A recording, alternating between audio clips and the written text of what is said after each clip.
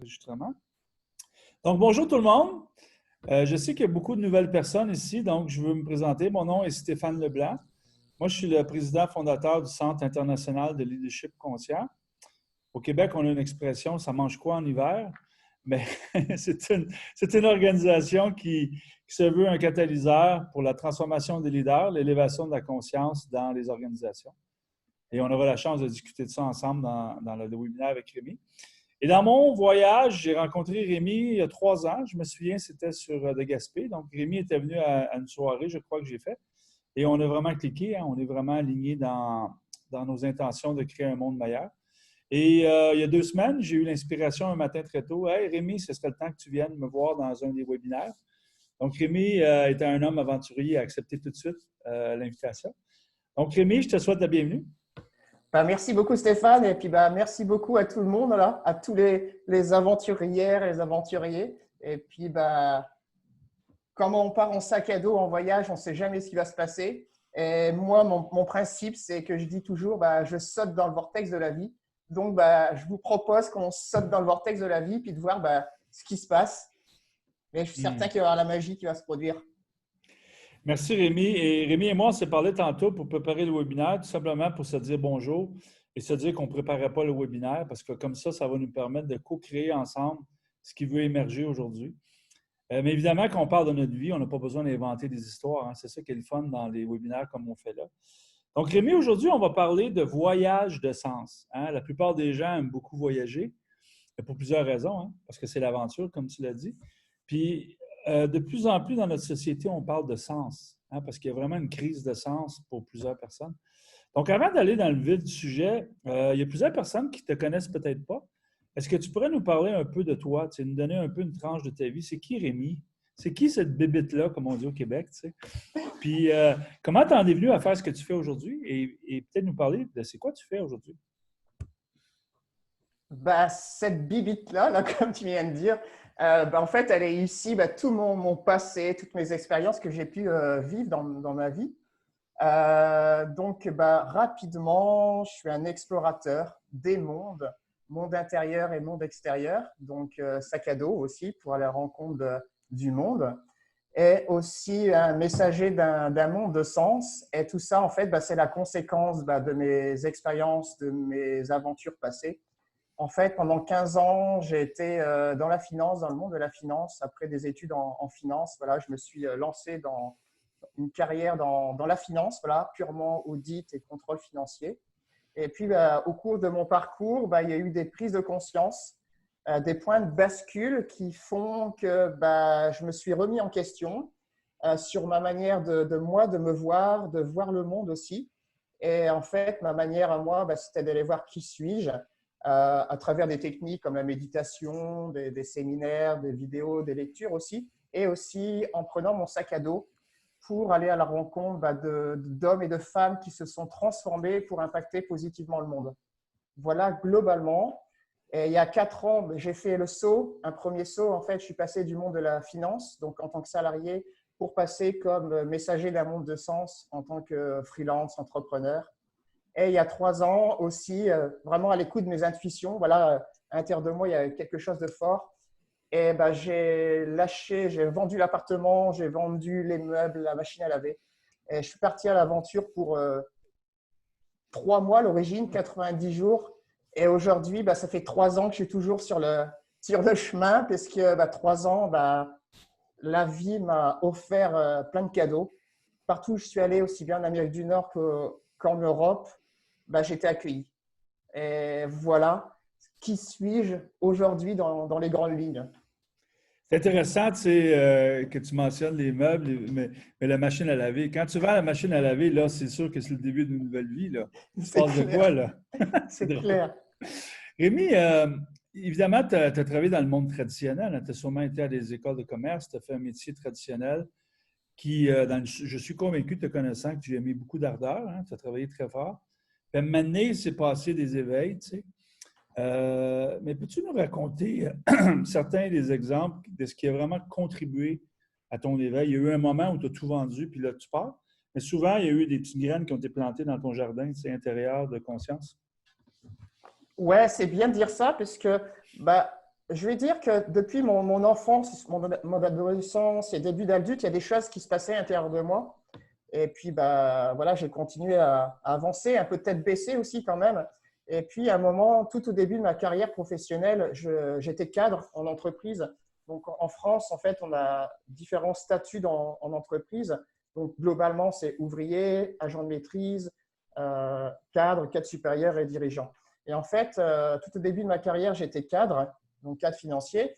Et je me suis fait convoquer par ma hiérarchie puisque selon elle, un cadre ne côtoie pas des personnes qui ont un statut inférieur à elle. Et en fait, le jour où je me suis fait convoquer et que cette hiérarchie est venue me dire ça, en moi, c'était complètement un bouleversement, comme un tremblement de terre. Qu'est-ce qu'on vient de dire là? Qu'est-ce qu'on vient de dire? Non, mais c'est fou, je ne comprends pas, je ne comprends pas. En fait, j'étais complètement déboussolé parce que moi, bah, un peu naïf quand même, voilà, j'adore les gens. Je me dis non, mais on ne peut pas me dire de ne plus parler avec des gens qui sont en dessous de moi. Non, c'est impossible ça. Et en fait, bah, je suis rentré dans mon bureau et je me suis dit, Rémi, qu'est-ce que tu fais? Alors là, je me suis dit, je continue à parler avec les gens, peu importe leur statut. Ça c'est moi, donc peu importe, j'avance. Et puis, mais malgré tout, il y avait quand même une question qui revenait toujours, c'était qui suis-je? Qui suis-je et qui sommes-nous? Pourquoi dans ce monde, en 2005, 2008, pourquoi on vient me dire qu'il faut mettre des barrières entre les gens?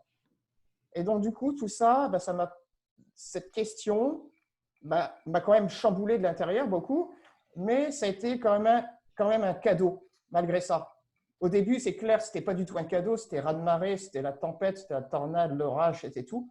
Et puis, au fil des semaines, du temps et voilà, des années, bah, en fait, c'est vraiment un cadeau, puisque c'est ce cadeau qui fait qui je suis aujourd'hui et d'être voilà, une personne qui est plus humain, voilà, encore plus humain que je n'avais été dans le passé.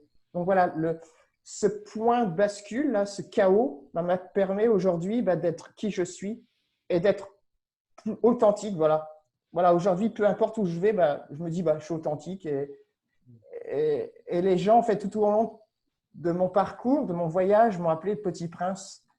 Et partout où je suis allé, les gens me disent bah, Rémi, t'es Petit Prince. Et je ne comprenais pas du tout au début, mais Petit Prince, Petit Prince. Et puis en fait, bah, j'ai compris que j'avais quand même cette forte cohésion, cette force similitude avec le Petit Prince, voilà, de faire que ce monde soit en équilibre et surtout en réanimant nos petits enfants, nos petites filles, nos petits garçons à l'intérieur de nous. Et voilà, c'est ce que j'ai compris à travers mes expériences. Parlant de Petit Prince, tu sais la photo que je t'ai envoyée du beau tableau, là? Mon ami Normand, chez qui je l'ai pris, il est sur l'appel avec nous.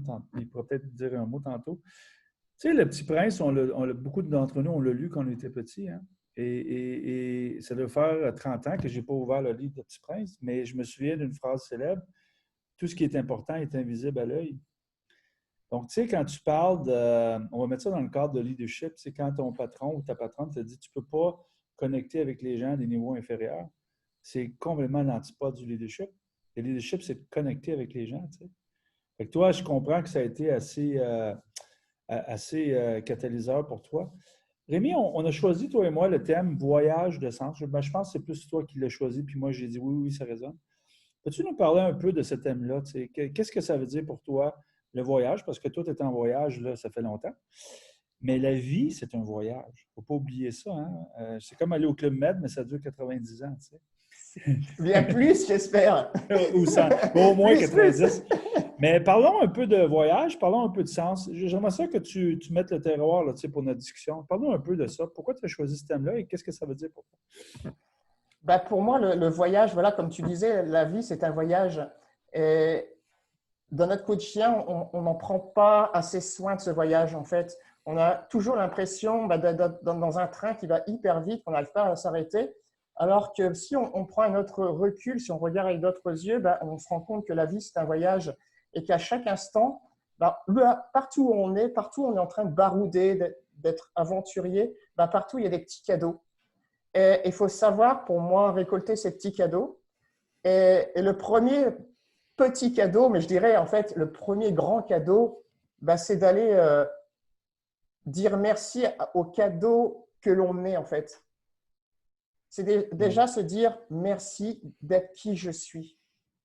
Puisque, en fait, dans ce monde voilà, où tout va hyper vite, on s'oublie.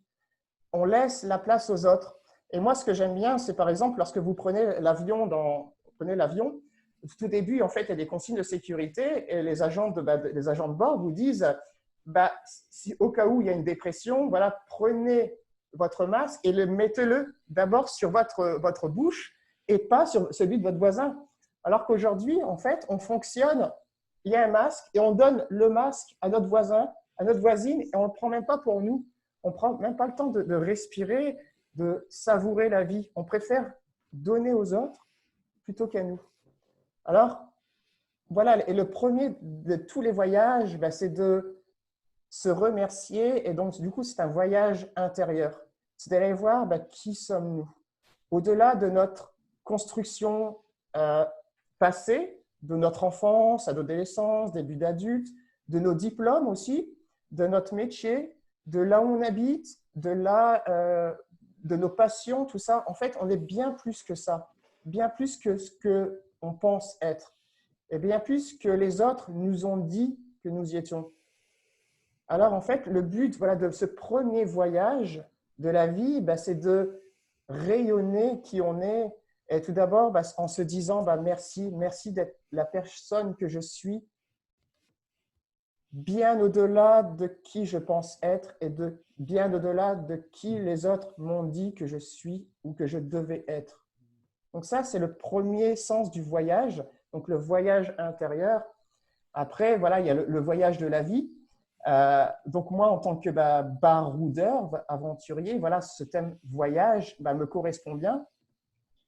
J'ai fait, voilà, dans mon ADN, dans mes cellules, c'est le voyage qui me correspond.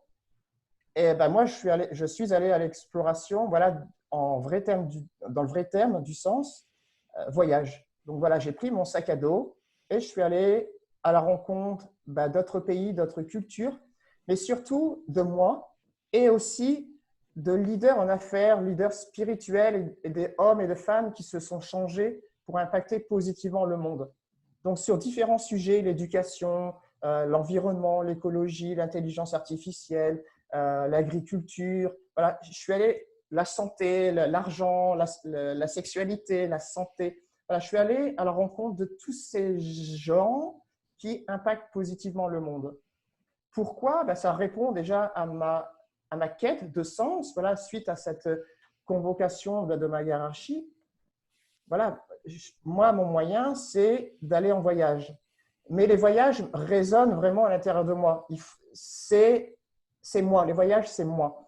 Par contre, chacun a un voyage qui est différent. Il y en a, ça va être plus le monde de la finance. Il y en a, ça va être la pâtisserie, les sports, les arts. Donc, par exemple, ceux qui sont intéressés par le voyage des arts, donc la culture, eux vont, par exemple, aller fréquenter les musées, vont peindre, vont exposer leurs peintures, vont faire de la musique. Voilà. Et donc, chacun a un voyage de la vie qui lui est bien vraiment propre.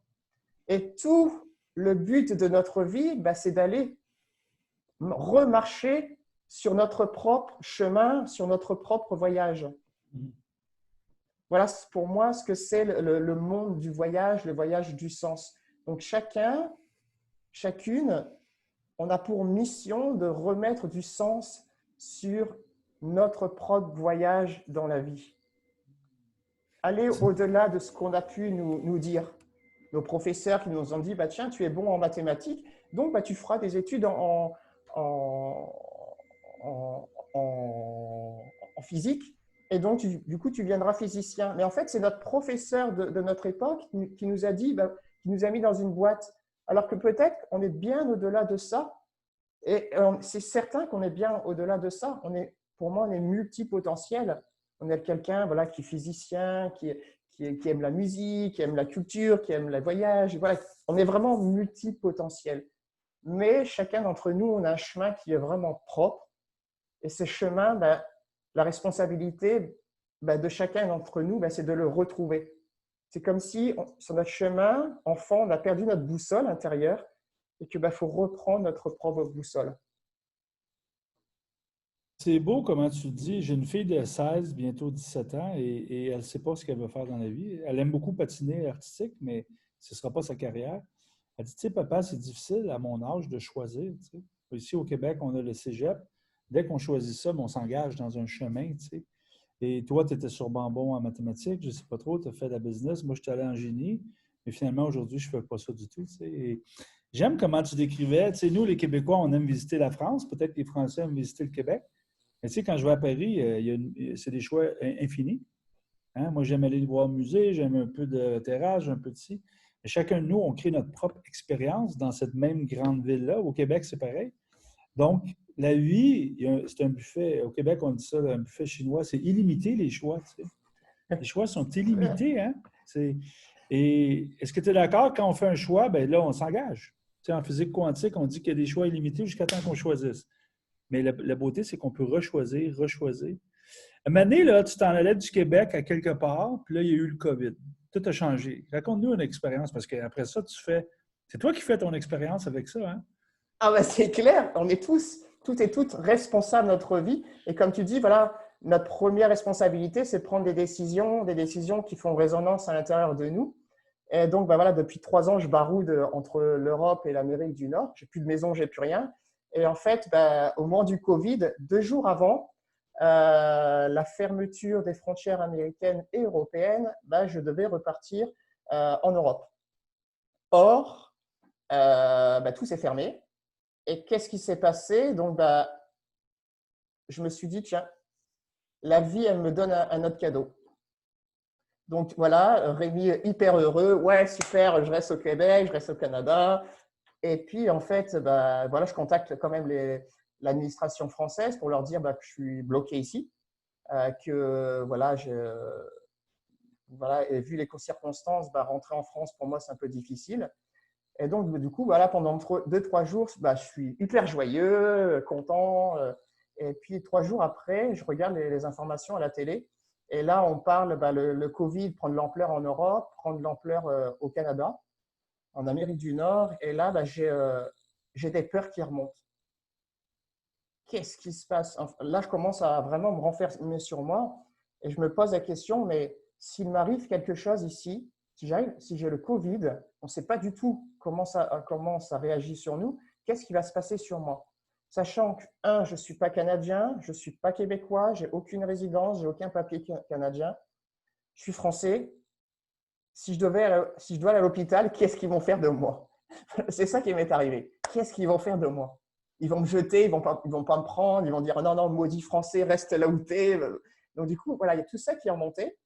Et puis, bah, toute l'expérience de méditation que j'ai pu faire, bah, voilà, ces 7-10 dernières années m'a vraiment aidé puisque bah, j'ai contacté cette peur. Voilà, qu'est-ce qui va se passer si jamais j'ai le Covid?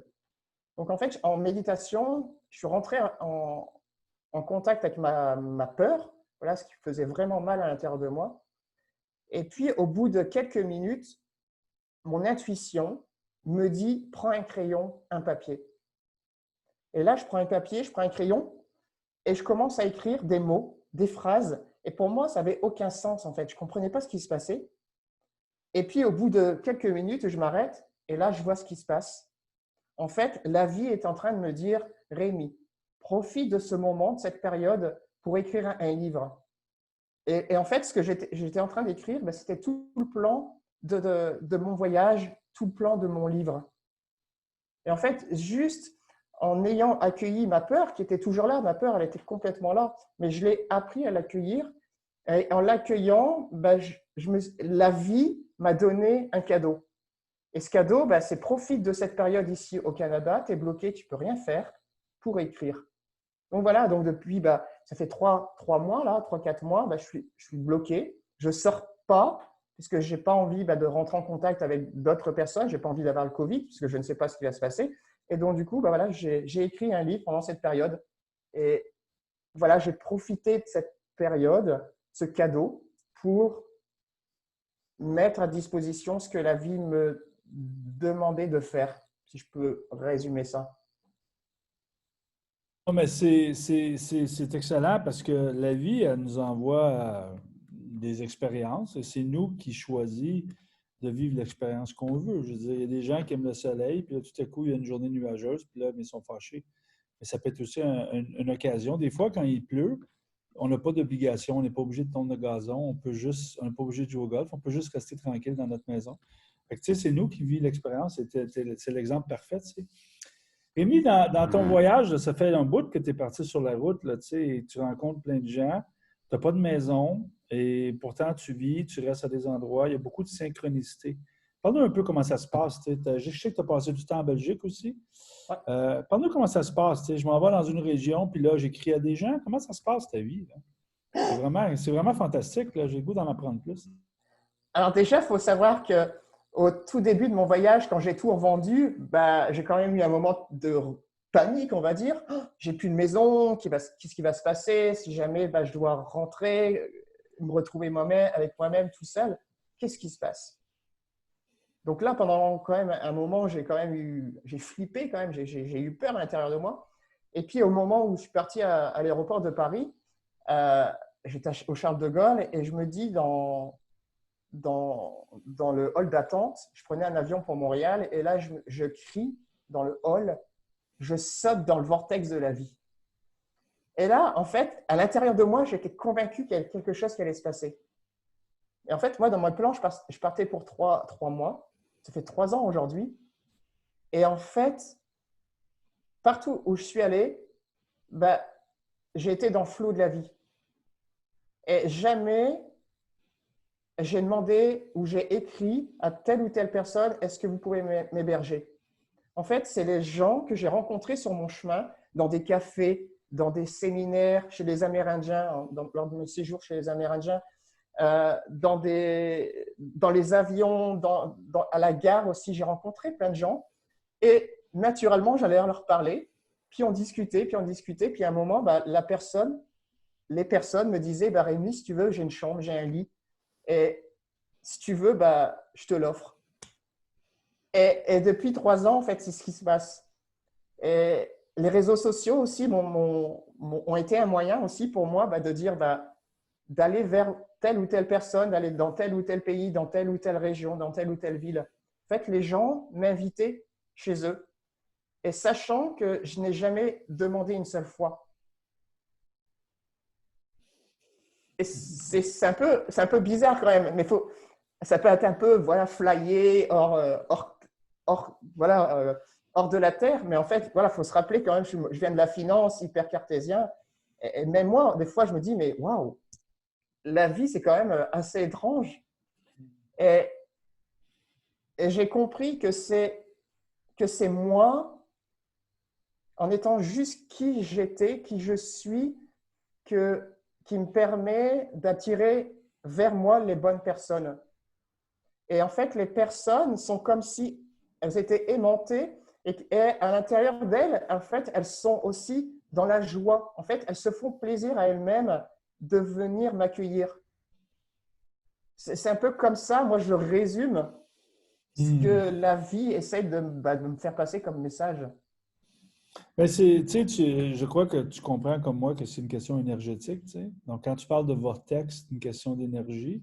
Donc, on attire vers nous des gens qui sont au même niveau de conscience. Donc, la vie, j'appelle ça la vie, on peut aussi l'appeler la conscience. Elle nous guide tout le temps. Puis, tu sais, des gens comme toi et moi qui ont fait le choix de quitter une carrière traditionnelle dans les grandes affaires pour, dans le fond, contribuer à un monde meilleur, ben, la vie, elle essaie de nous aider. Hein.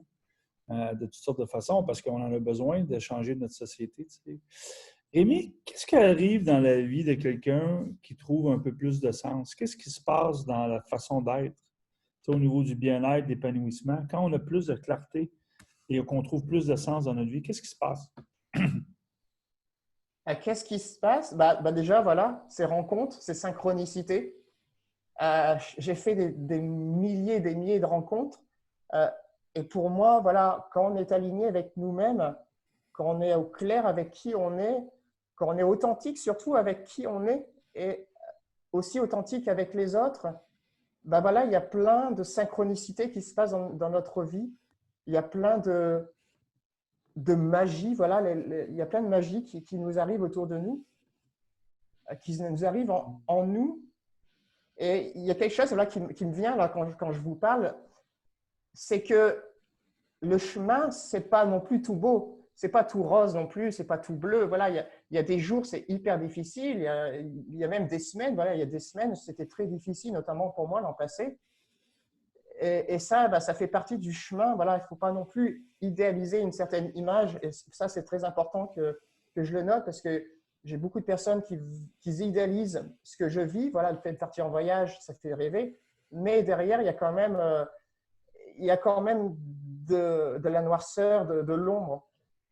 Mais moi, ce que je dis, c'est que si on arrive à accueillir les mauvaises choses, l'ombre, ce qui se passe ce qu'on n'avait pas prévu positivement dans notre vie, derrière, il y a toujours un cadeau de la vie. Et ça, je pense que c'est important. Et peu importe là où on est, peu importe ce qu'on fait dans notre vie, notre métier, notre famille, voilà, on est exactement là où on doit être. La vie nous met exactement là où on doit être. La vie nous demande de faire exactement ce que l'on doit faire, exactement là dans le moment présent.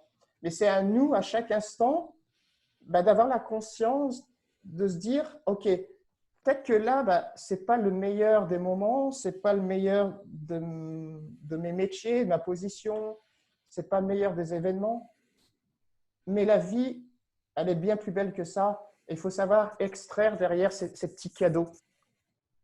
Et il faut savoir aussi, voilà, je vois des gens qui sont en train de sourire, et il faut savoir aussi capter ce que l'extérieur et notamment les autres nous renvoient, voilà, des sourires. Et quand on ose regarder un sourire, pour moi, c'est un cadeau. Et même dans les moments les plus sombres, c'est oser regarder autour de nous et se dire, waouh, il y a plein de beaux gens, il y a plein de belles gens autour de nous. Et il faut célébrer la vie avec ces gens. Moi, c'est mon message que j'ai. Voilà, c'est un peu ça que j'ai envie de partager. Ah ben, j'aime beaucoup ce que tu dis et je suis content que tu as remarqué les sourires, tu sais, parce que quand on dit des choses qui résonnent, on a tendance à le démontrer par notre facial, hein. Notre corps démontre souvent quand il y a des grandes résonances. Et tu sais, ce qui est intéressant dans ce que tu dis, quand on vit une vie pleine de sens, mais d'habitude, il y a beaucoup d'amour, de joie et parfois de la paix. Est-ce qu'on est toujours en paix? Non, hein, parce qu'on est en voyage de guérison, de transformation, il faut qu'on est déclenché, mais de plus en plus, on s'aligne, tu sais, vers notre mission de vie, notre essence. Tu sais. Euh, Parle-nous de, tu sais, toi et moi, on a jasé souvent, tu sais, puis je t'ai vu faire beaucoup de posts, là. Il y a beaucoup de belles réalisations que tu as faites dans le monde avec beaucoup de synchronicité. Tu sais, j'aimerais que tu parles je crois que c'est une église en Angleterre. C'est passé quelque chose de spécial pour toi à un moment donné. Est-ce que tu aimerais en parler? Oui, je peux en parler. Euh, Il y a eu une bon, hésitation, là. il y a une hésitation parce que, voilà, en fait, je vais mettre le terrain, voilà. C'est que le but du voyage intérieur, de la connaissance de soi, c'est d'aller dans l'inconnu, vers quelque chose qu'on ne connaît pas. Et ça, c'est important de savoir, puisque, en fait, au fil de nos avancements, plus on grandit, voilà, on a grandi, on a été enfant et on a dû mettre des masques, on a dû mettre des protections pour nous protéger de l'extérieur. Et ces protections, en fait, ont fait que notre regard sur nous-mêmes, sur la vie, en fait, il s'est rétréci. Alors, en fait, le but du voyage intérieur, c'est de réélargir tout ça.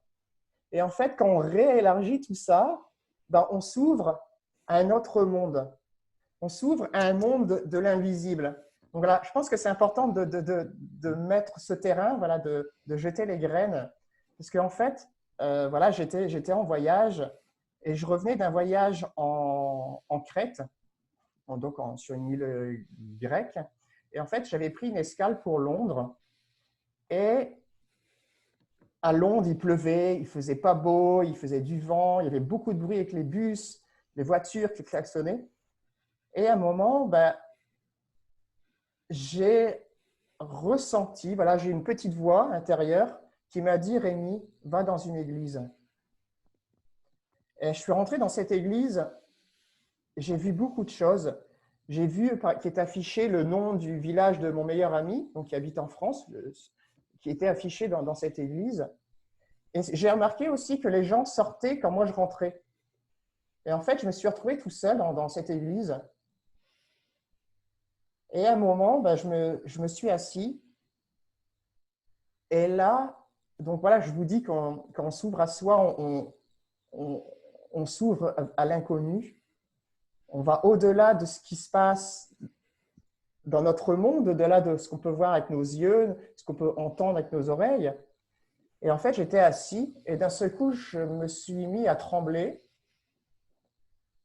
Et il y a deux personnes qui sont arrivées. Donc là, entendez bien, c'est des personnes qui ne sont pas physiques, mais c'est des personnes qui sont énergétiques. En fait, c'est deux personnes, membres de ma famille, mon grand-père maternel et mon oncle, qui sont arrivés énergétiquement et qui m'ont passé des messages. Donc, quand on rentre en communication avec qui on est, quand on commence à apprendre à se connaître, voilà, on rentre avec le monde de l'invisible. Et en fait, ces deux personnes, mon grand-père et mon oncle, sont venus me passer le message de qui je devais être dans ce monde. Alors moi, hyper rationnel, bah, quand même, j'ai discuté avec eux. Donc, entendez, ce n'est pas discuter avec des mots, mais c'est discuter en termes de pensée, puisqu'en fait, au-delà de nos mots, bah, on vibre des choses. Donc, en fait, j'ai vibré des choses et je leur ai posé des questions vraiment concrètes. Est-ce que j'ai une sœur? Donc, en fait, ils me répondaient en me faisant des mouvements de la tête.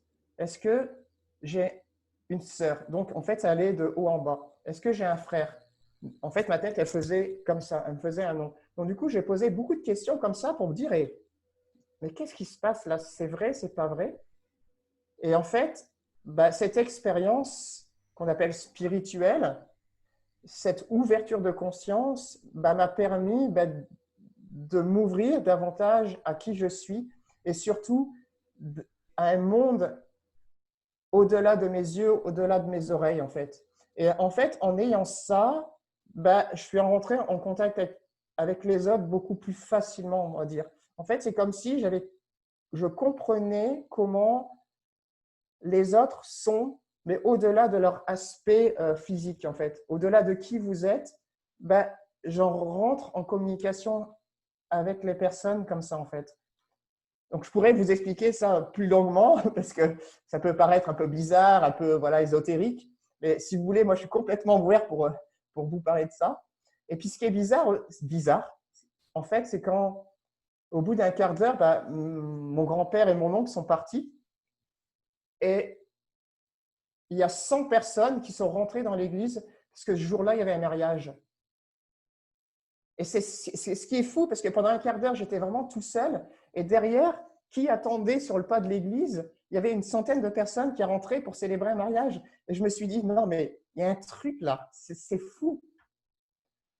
Et je sors de l'église, sur le pas de l'église, je tourne mon regard et là, il y avait The Shard. Donc, The Shard, c'est la plus haute tour d'Europe, donc qui est à Londres.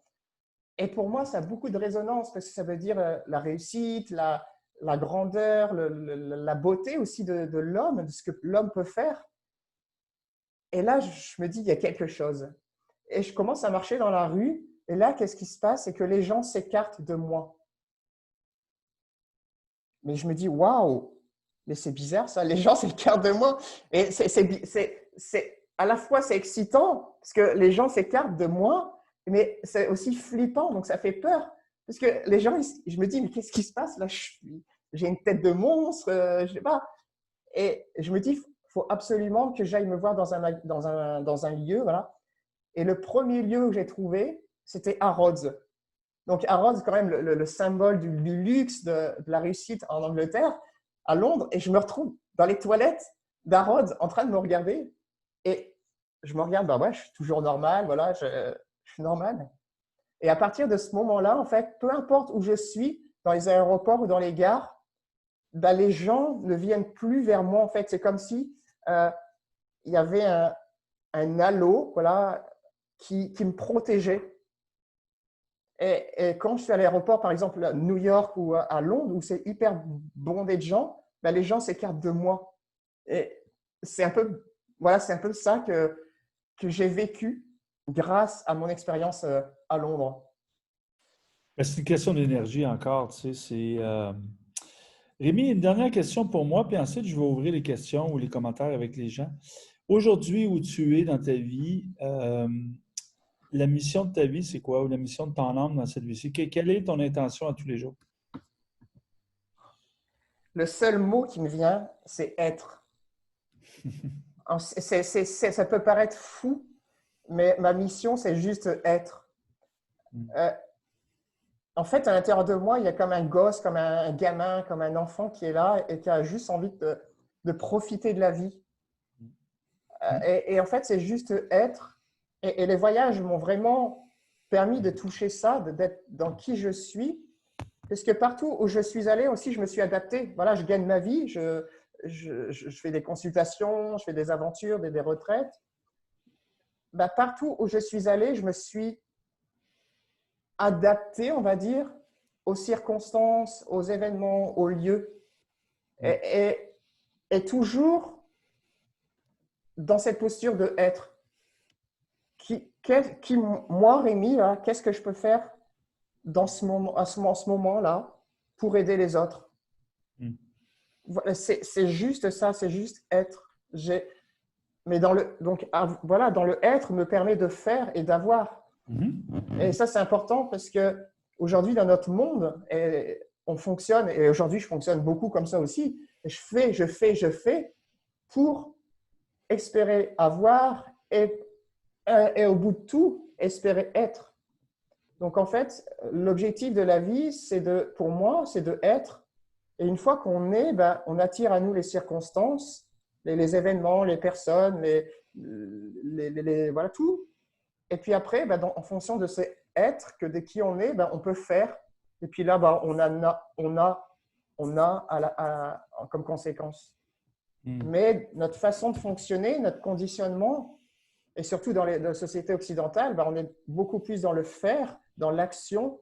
Il faut que je fasse telle ou telle chose pour avoir et au final pour être. OK, je vais occuper un grand poste pour gagner beaucoup d'argent. Comme ça, je vais pouvoir m'acheter une grande maison avec une piscine et puis une belle voiture. Comme ça, ben, au final, je pourrai être, je vais montrer à mes parents, à ma famille, à mes amis, à mon entourage que j'ai réussi ma vie.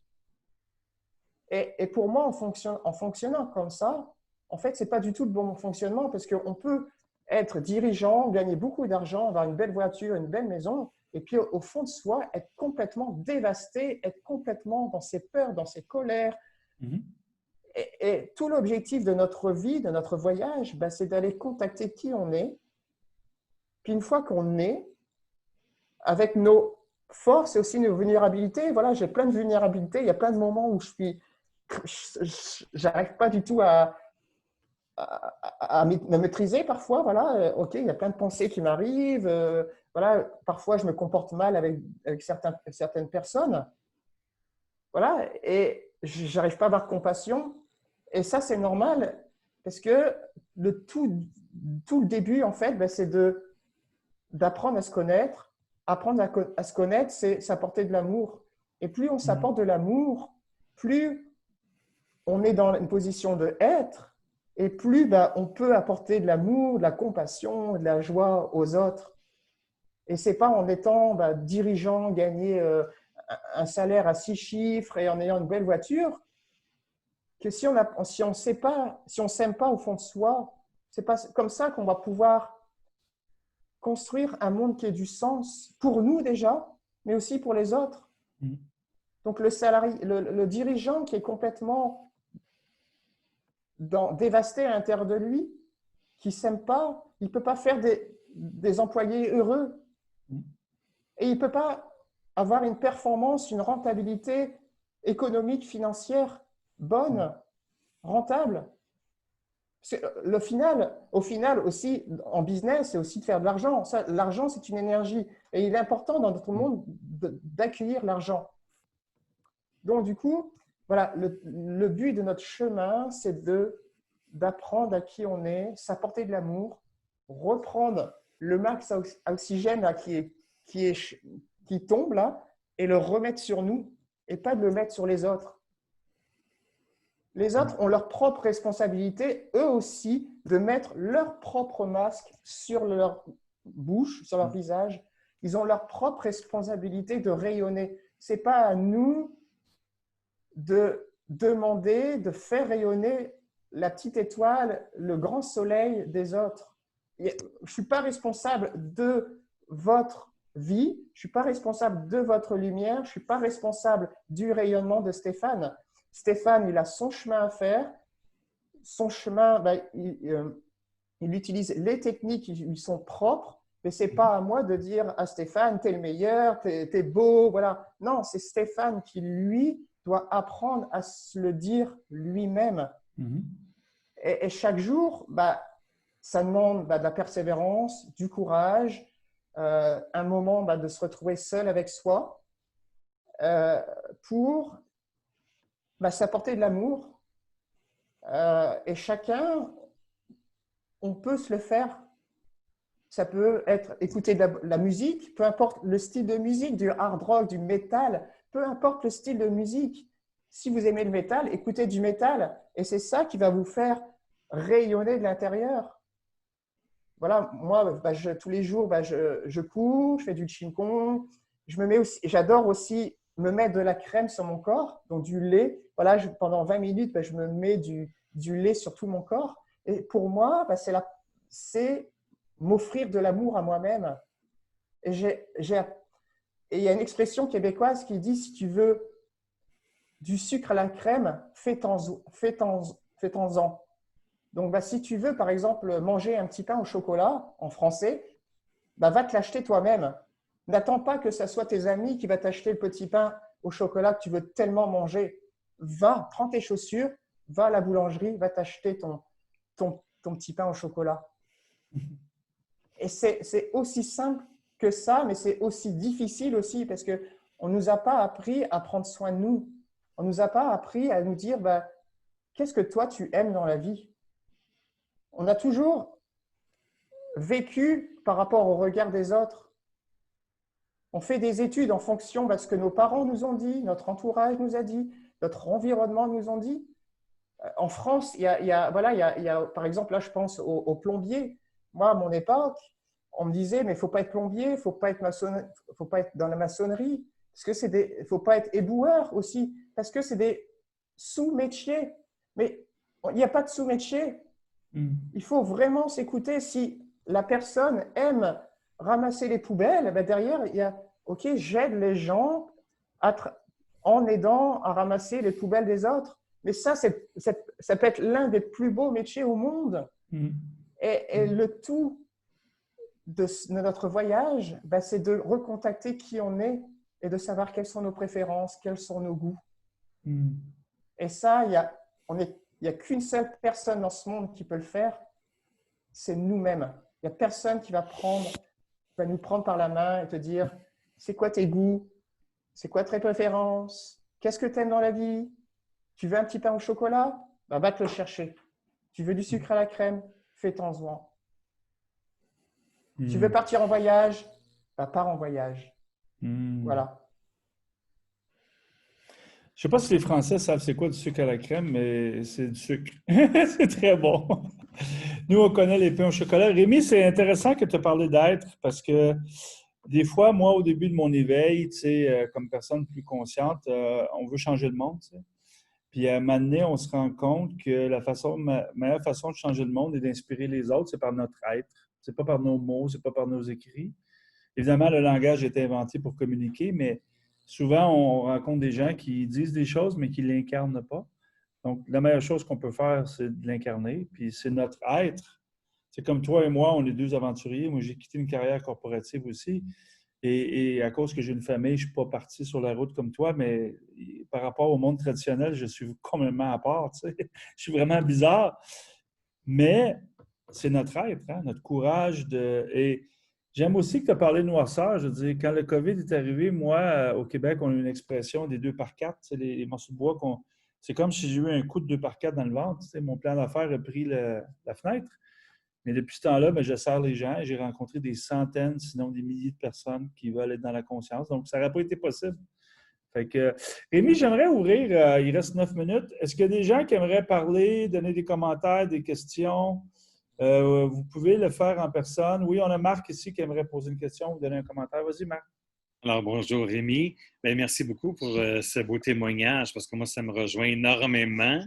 Et puis, quand vous avez parlé tantôt de l'épisode de l'Église en Angleterre, j'ai trouvé ça fascinant parce que moi, j'ai vécu des trucs avec ma mère qui était décédée et je disais, bien, si t'es vraiment là, envoie-moi un signe. Puis à un moment donné, c'est parce qu'on n'est pas, surtout au Québec, on n'est pas éduqué dans ces choses-là. Alors, quand ça nous arrive, on se dit, pourtant, je ne prends pas de drogue. Est-ce que je suis en train de devenir fou ou quoi? Ma mère m'a envoyé plusieurs signes, dont un en particulier en novembre dernier. J'ai toujours voulu aller voir le groupe Il Divo. Et puis, le groupe Il Divo se produisait au Théâtre Saint-Denis à Montréal. Et ma mère m'a envoyé un billet de spectacle au parterre. Carrément comme ça. Je m'en allais au gym et la réceptionniste qui me connaissait m'a demandé, elle dit, écoutez, êtes-vous occupée ce soir? Ça vous tente d'aller au théâtre? Tout ça, je dis oui.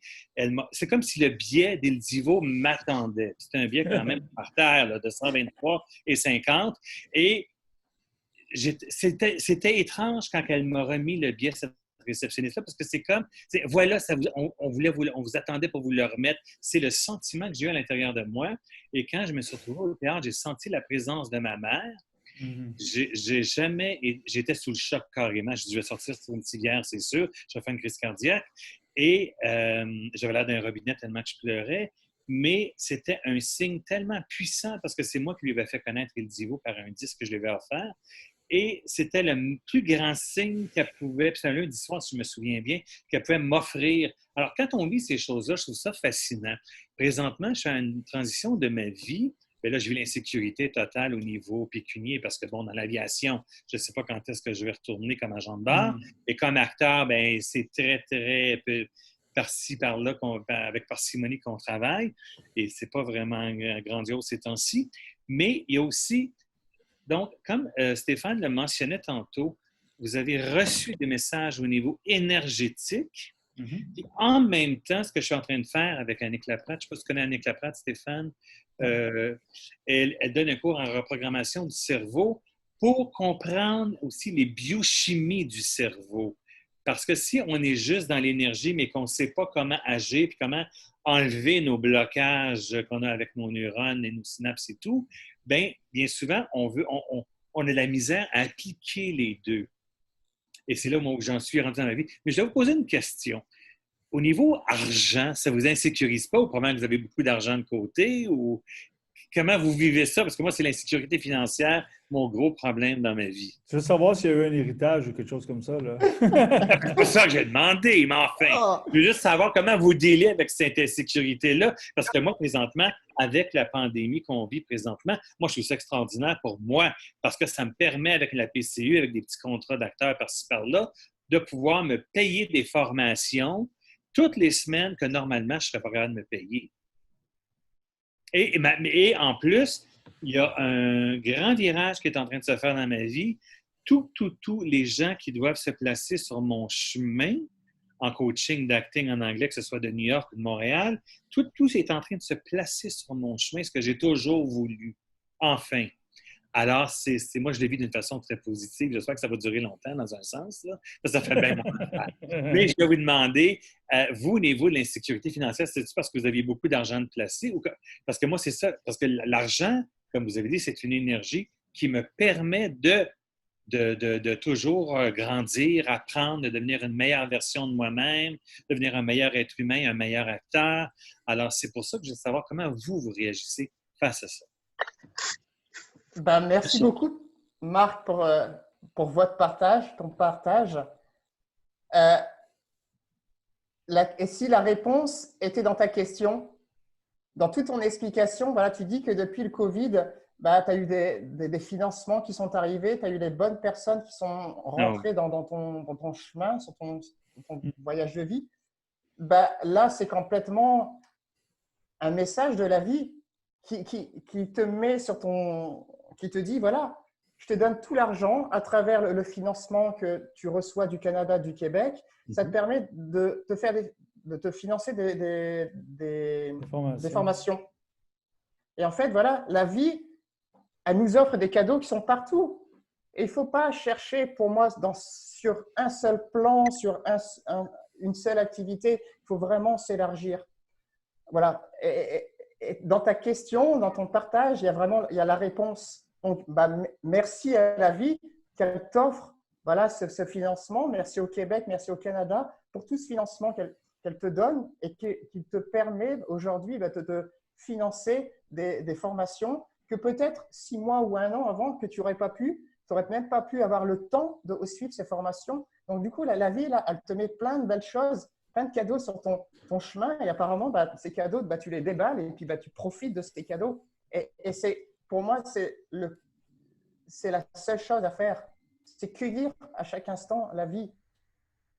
Et pour répondre à ta question, bah, mon grand-père ne m'a pas légué de trésor, mon oncle pareil. Donc, en fait, mon voyage, je l'ai préparé. C'est-à-dire que bah, quand j'étais dans le monde de la finance, bah, j'avais de l'argent de côté. Puis aussi, bah, j'ai aussi fait confiance à la vie. Partout où je suis allé, partout, les gens m'ont offert un lit. Donc, du coup, ça fait 3 ans que je n'ai pas payé de loyer. J'ai payé 2 semaines, 3 semaines de Airbnb sur tout mon voyage. Aussi, bah, je me suis adapté. J'étais dans cette posture de être à chaque instant. Et en fait, bah, ça m'a permis d'avoir des contrats, de faire des aventures aussi, des retraites, d'animer des retraites là où j'étais en fait, en France, en Belgique, au Canada. Et en fait, voilà, tout ça, parce que je me suis adapté à la vie ou peut-être que j'ai cueilli les cadeaux que la vie m'offrait. Okay. Mais c'est aussi que aujourd'hui, on vit dans un monde, voilà, il y a Internet. Et aujourd'hui, moi, Internet, c'est aussi mon moyen d'accompagner des personnes, de faire ce qu'on fait en ce moment. Voilà. Et donc, du coup, la source financière, elle arrive de plein de façons. Et Internet, aujourd'hui, c'est ça, en fait. Donc, c'est de faire confiance en la vie pour avoir l'argent qui va rentrer tout le temps. C'est ça. Il faut aller au-delà de l'argent aussi. Il y a l'amour, il y a la joie. Et plus, il faut chercher la joie. Le but de notre vie, c'est chercher la joie. Plus on est dans la joie et plus on attire. Mais c'est parce qu'à un moment donné, les cours, il faut que je les paye. Parce que quand moi, je suis stressé, puis là, à partir d'aujourd'hui, je le dis publiquement, c'est terminé. Je suis en train de vider chez Métro. Je m'achète toujours des tartes au pacanes parce que je veux compenser ou des joueurs de chocolat chez Dollarama Trouble Round. C'est moi qui vide les tablettes de chocolat. Tu sais, ça n'a plus d'allure. Là. Les tartes au pacanes et le chocolat, à partir d'aujourd'hui, c'est terminé. Parce que si c'était fait d'une façon occasionnelle, raisonnable, c'est correct. Mais quand c'est tous les jours, non, là, c'est fini. Parce que je suis trop stressé. Puis là, je me dis, bon, une tarte au bacon ou une barre de chocolat. Fait que ou du sucre à crème, pour vraiment comme ça. Je m'en suis payé. Mais Marc, je connais bien ça. Tu compenses tes émotions par la bouffe. Moi, je fais ça aussi, mais avec d'autres choses. Là. Mais je pense que le message de Rémi, c'est l'abondance. Elle est toujours présente. Elle vient sur plusieurs formes. Et c'est quand même intéressant, tu sais, que tu ne voles pas, tu n'as pas de acting contract, mais tu suis des formations. Donc, la vie, elle est quand même mieux faite qu'on pense. C'est juste que nous, on n'a pas eu l'expérience. Rémi, je ne sais pas si tu raisonnes avec ça. Au début, ça prend la foi parce qu'on n'a pas l'expérience, donc on anticipe. Mais quand on a l'expérience, là, ça devient la confiance.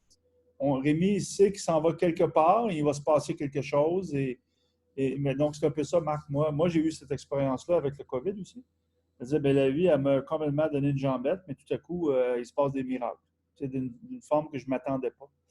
Merci, Marc. Je dois dire que je te remercie avec tout ce que tu fais comme webinaire parce que moi, ça m'a rééquilibré au Québec parce que je trouve que c'est très difficile de vivre à Montréal à cause de la fréquence vibratoire des gens qui est très basse et que quand on entend des gens comme toi, comme Rémi, qui parlent de leur intuition ou les messages de l'au-delà, ça vient me calmer premièrement et créer un équilibre pour dire que ça existe des gens comme moi.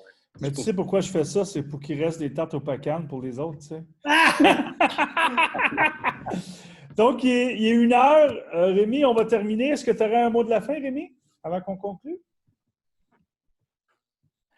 Bah, j'ai le Petit Prince qui m'arrive. Moi, quand je voyage, j'ai toujours une citation du Petit Prince. Et voilà, je l'accroche à mon sac à dos. Et cette phrase donc, d'Antoine de Saint-Exupéry, c'est « Pour les uns qui voyagent, les étoiles sont des guides. » Donc, les étoiles, bah, il y a plein d'étoiles. Voilà, il y a Stéphane, toutes les personnes qui sont aujourd'hui, voilà, tout ça, ce sont des étoiles. Vous êtes des étoiles pour moi. Et grâce à ça, vous me permettez de me guider aussi. Je vois vos commentaires, donc vous me permettez aussi de me guider ma vie. Je me dis, ah ouais, c'est bien ça. Donc, ça me permet de guider. Et que, voilà, pour les uns qui voyagent, donc dans le voyage de la vie, bah, les étoiles, que ce soit des personnes, des événements, bah, ce sont des guides. Et il faut savoir écouter la vie et tous les cadeaux qu'elle peut nous offrir à chaque instant, même si parfois ça peut être difficile, même si parfois on tombe dans nos peurs, dans nos craintes, même si parfois on est dans des événements, ben voilà, on a perdu notre travail, on a perdu un membre de notre famille. Parfois c'est difficile, mais il faut toujours se connecter à plus grand que soi. Et il faut se rappeler aussi que les autres sont des guides. On est tous des guides les uns pour les autres. Et que bah, si vous vivez une période difficile, osez en parler à quelqu'un qui vous comprendra. Voilà, ça peut être mon mot de la fin. C'est intéressant ce que tu dis. On n'est jamais seul, Rémi. Hein? Tu sais, Marc, tu m'as peut-être déjà entendu. Moi, en juillet, l'été passé, j'avais plus de sous. Il me restait 100 $. Et j'ai une famille de 4. On n'achète pas beaucoup de tartes au pacan, Marc, avec ça, quand on est 4. Mais finalement, dès que j'ai appelé mes amis, mais j'avais de l'argent. Tu sais, ils m'ont prêté de l'argent. Tu sais, on collecte ce qu'on a semé toute notre vie. Hein? Donc, moi, je suis un gars qui a tendance à être généreux. Donc, quand c'était le temps d'avoir besoin, il fallait juste demander de l'aide.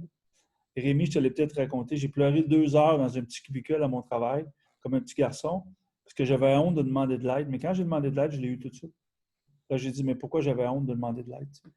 Fait que on est toujours à un appel, Rémi, à un texte. En anglais, on dit reach out, de tendre la main.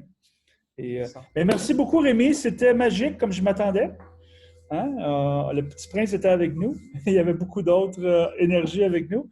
Et merci à tous les gens qui sont venus. Rémi et moi, ça fait longtemps qu'on parle de faire le pont entre l'Europe et on parlait surtout de la France, mais là, on a rajouté la Belgique. C'est Rémi qui a amené ça dans ma conscience. C'est comment on peut amener ces belles personnes-là de 2 continents. Puis là, on a le COVID, on ne peut pas nécessairement voyager, mais on l'a fait avec Zoom. Tu sais. Donc, c'est vraiment intéressant, Rémi, que tu as amené toutes ces belles personnes d'Europe. Et là, on a eu une belle rencontre sur 2 continents. Et on avait même l'Italie avec nous, tu sais, Rosanna. Fait que là, j'ai vraiment hâte de prendre un beau verre de vin ce soir. Donc, merci beaucoup à tout le monde. Je vais vous envoyer le vidéo. Vous pourrez le partager avec votre communauté. Ça nous fait plaisir de partager la beauté de la sagesse. Merci tout le monde. Merci Rémi. Merci à tous les aventuriers, toutes les aventurières d'avoir été avec là ce midi, ce soir.